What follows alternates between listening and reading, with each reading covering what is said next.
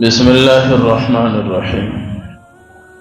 وَلَيْسَتِ التَّوْبَةُ، اور نہیں ہے توبہ، لِلَّذِينَ، ان لوگوں کے لیے، يَعْمَلُونَ السَّيِّئَاتِ، جو کام کرتے ہیں برے، حتیٰ یہاں تک اذا حضر احدهم الموت، کہ جب حاضر ہوتی ہے ان میں سے کسی ایک کے سامنے موت، قال، کہتا ہے، انی تبت الآن، بے شک میں نے اب توبہ کر لی، وَلَلَّذِينَ يَمُوتُونَ، اور نہیں ان لوگوں کی توبہ قبول ہوگی جو مرتے ہیں وہم کفار، اس حال میں کہ وہ کافر ہوتے ہیں، اولئک اعتدنا لہم عذابا الیما، ایسے لوگوں کے لیے یہی لوگ ہیں کہ تیار کیا گیا ہے ان کے واسطے دردناک عذاب۔ سورۃ النساء کا آیت نمبر 18 ہے۔ گزشتہ 2 آیاتوں کے اندر اللہ رب العزت نے زنا اور لواطت کو بیان فرمایا، جس کے تفصیلات ہم نے آپ کے سامنے رکھے ہیں۔ آج اللہ رب العزت اس طبقے کو بیان فرما رہے ہیں جن کی توبہ قبول نہیں ہوتی۔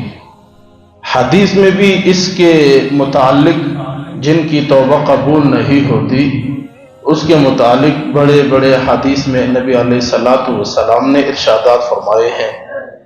پہلی بات یہ ہے کہ توبہ ایک بہت بڑا عمل ہے۔ لوگ سمجھتے ہیں کہ یہ ایسے ہی ایک سنت یا مستحب عمل ہے، نہیں۔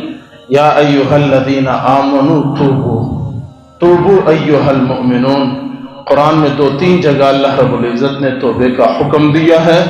حکم خداوندی فرض ہوتا ہے، توبہ کرنا فرض ہے۔ پہلی بات یہ اچھی طریقے سے اپنے ذہنوں میں رکھ لیجیے۔ توبہ کی جو اصل صورتحال ہے وہ یہ ہے، وَلَيْسَتِ التَّوْبَةُ لِلَّذِينَ يَعْمَلُونَ السَّيِّئَاتِ، کہ توبہ ان لوگوں کی نہیں ہے جو برے اعمال کرتے رہتے ہیں، حَتَّى حَضَرَ أَحَدَهُمُ الْمَوْتُ، جب ان کے سامنے موت آتی ہے، قَالَ إِنِّي تُبْتُ الْآنَ، تو اب کہتے ہیں کہ میں توبہ کر رہا ہوں۔ یہاں پر پہلی بات یہ سمجھ لے، توبہ برے اعمال کے بعد کرنا اللہ رب العزت کو بہت پسند ہے، بہت زیادہ پسند ہے۔ برا کام ہوا، کوئی غلطی ہو گئی، اب اس کے دل میں شرمندگی ہے، پریشانی ہے، پشیمان ہے، اب بس یہی ہے توبہ۔ یہ توبے کی پہلی شرط ہے اور یہی خاص توبہ ہے۔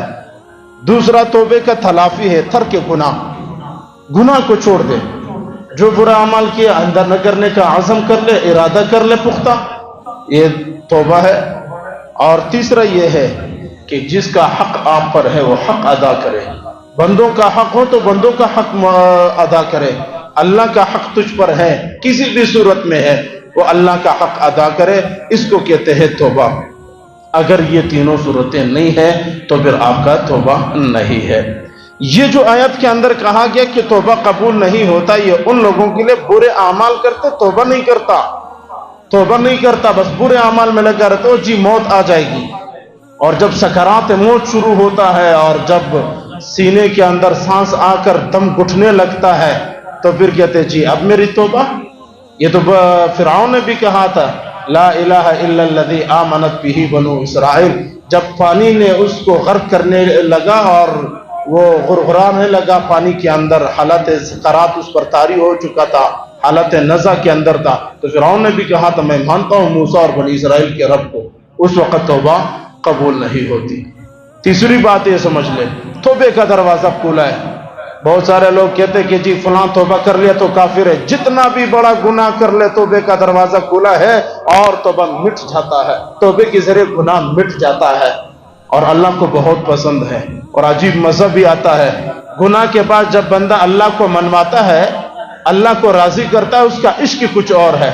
ماں ناراض ہوتی ہے، پھر بیٹا جاتا ہے ماں کے پاؤں پکڑتا ہے، اس کے دامن پکڑتا ہے، اس کے ہاتھ کو چومتا ہے، ماتھے کو چومتا ہے، مزہ آتا ہے۔ ماں جب خوش ہوتی ہے مزہ آتا ہے، ماں غلطی ہوگی آئندہ نہیں ہوگا، ہاتھ پاؤں چومتے ہیں، دامن پکڑتے ہیں، مزہ آتا ہے۔ ایسا ہی ہے گناہ کے بعد جب کوئی رب کا دربار پکڑتا ہے، سجدے میں روتا ہے، رات کے اندھیرے میں اور پہر میں سر پہ رومال ڈال کر جب کوئی دو آنسو گراتا ہے، اللہ کی قسم ساری کائنات سے زیادہ اللہ کو یہی آنسو محبوب ہے، تو یہ توبے کا دروازہ کھلا ہے، کوئی کافر نہیں ہوتا۔ اتنا بڑا گناہ ہو، آسمانوں سے بھی بلند بڑا گناہ ہو، توبے کی طاقت ہمارے پاس ہے، دروازہ ہمارے پاس کھلا ہے، توبہ کر لو بس، خلاص ہے۔ یہاں ایک مسئلہ بھی سمجھو، کسی بندے نے گناہ کر دی، اس کے بعد توبہ کر لیا، اب کوئی بندہ اس کو عار دلاتا ہے، او تو فلانکے گناہ کرتا رہا ہے نا، تو فلانکی گناہ میں تھا، میں جانتا ہوں تو سود خور شرابی زانی فلاں تھا۔ حدیث میں ہے نبی علیہ السلام نے فرمایا اس گناہ والے کا سارا گناہ اس آدمی کو ملتا ہے، جو سزا اس کے لیے اللہ نے مقرر کی وہ سزا اس کو ملتا ہے۔ گناہ کے بعد گناہ کا عار دلانا یہ بہت بڑی گناہ ہے، اس میں ہم لوگ بہت زیادہ ملوث ہیں، ہمارا معاشرہ اس میں بہت ملوث ہے۔